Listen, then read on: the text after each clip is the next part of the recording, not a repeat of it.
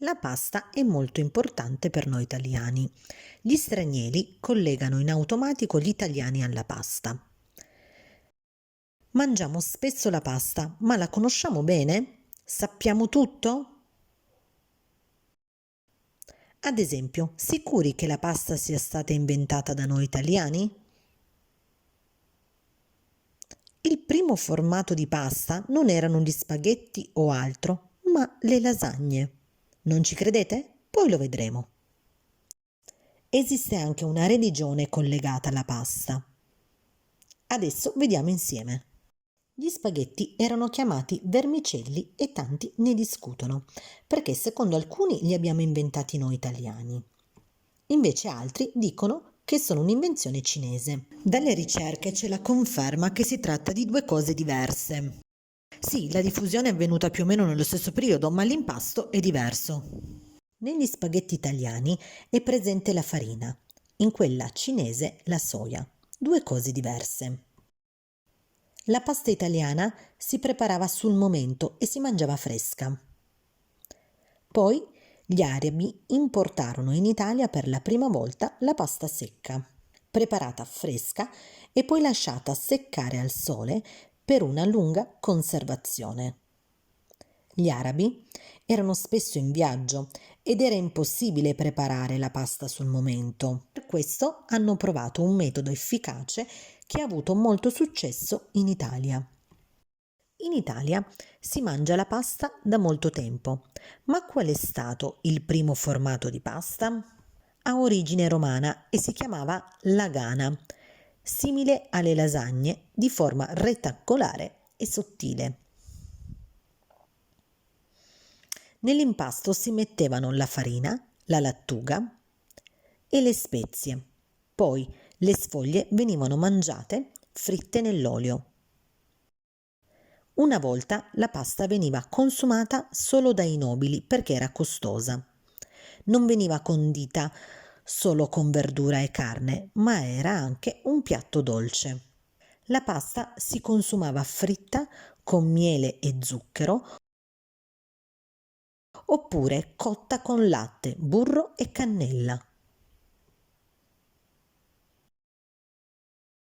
Intorno al 1200-1300 la pasta era già diffusa in Italia, ma la mangiavano solo i nobili perché era costosa. Poi nel 1500 è aumentata la produzione della pasta. Di conseguenza i prezzi diminuirono, così anche le persone povere potevano permettersela.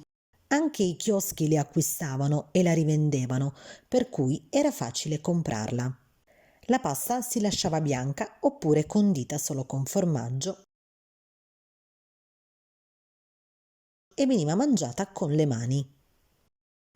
Poi, quando nel 1800 arriva il pomodoro in Italia, gli spaghetti vengono conditi con pomodoro. Ma li consumavano solo i poveri perché si usavano le mani per mangiarli.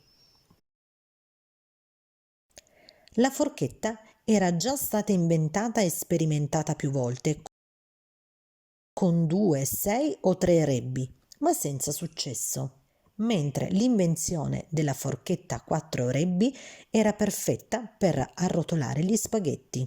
Ebbe tanto successo che anche i nobili cominciarono a mangiare gli spaghetti al pomodoro. Nel 1700-1800 a Napoli la pasta era molto diffusa, per cui era aumentata la produzione di pasta. Gli operai lavoravano l'impasto non con le mani o con altro, ma usavano i piedi per una maggiore qualità.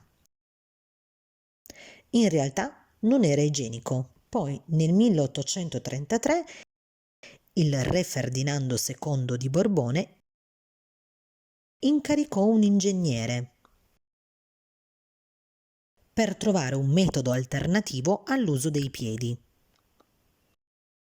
Così fu ideata una macchina che lavorava al posto dei piedi e che garantiva l'igiene. I tipi e i formati di pasta sono tantissimi, almeno 350.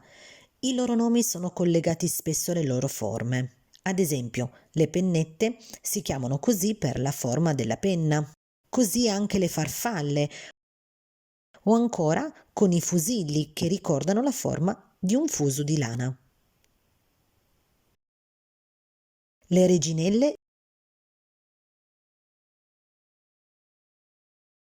sono napoletane e si chiamano così in onore della principessa Mafalda di Savoia.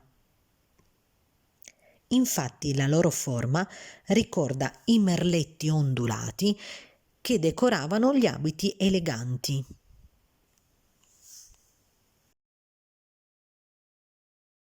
Il nome delle pappardelle, un altro formato largo, deriva dalla parola pappare,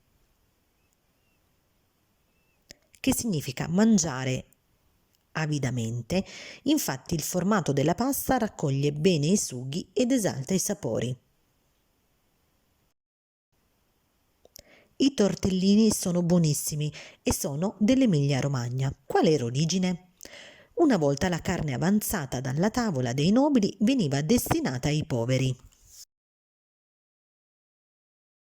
Così la riciclavano con la pasta, dando vita al tortellino.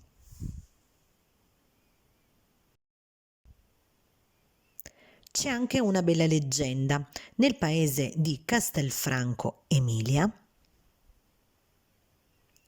che si trova tra Bologna e Modena, c'era una locanda che offriva pasti e alloggio.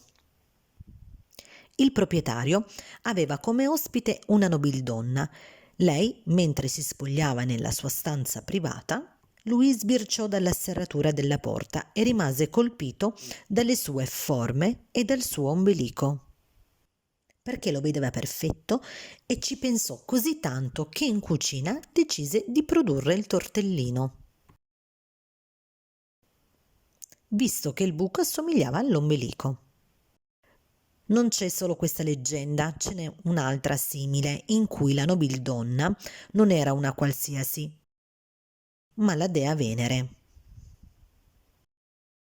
Adesso nel paese c'è la statua del tortellino gigante. Sono raffigurati anche il locandiere e la dea Venere. C'è una cosa strana, la pasta può avere un legame anche con la religione. Esiste il pastafarianesimo, fondato nel 2005 dal fisico statunitense Anderson. Perché l'ha creato? Lo ha fatto per protestare contro il Consiglio di istruzione, che nel corso di scienze aveva deciso di sostituire la fondamentale teoria dell'evoluzione con la teoria della creazione divina. Ovviamente Anderson non era d'accordo, perché scienza e fede sono in contrasto. Per questo decisi di sostenere l'esistenza di un'altra religione, il pastafarianesimo. Il mondo è stato creato da un mostro che ha gli spaghetti come tentacoli e due occhi sotto forma di polpette. Poi, come le preghiere di alcune religioni che terminano con Amen, anche questa religione della pasta ha le sue preghiere, ma terminano con ramen, che è una varietà di spaghetti giapponese.